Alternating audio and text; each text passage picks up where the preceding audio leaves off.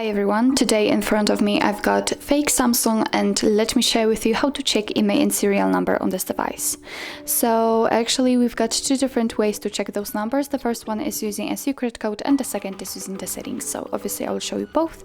Let's begin with the secret code. So let's tap on the dialer, choose the keypad and let's enter the code, which is *#06#.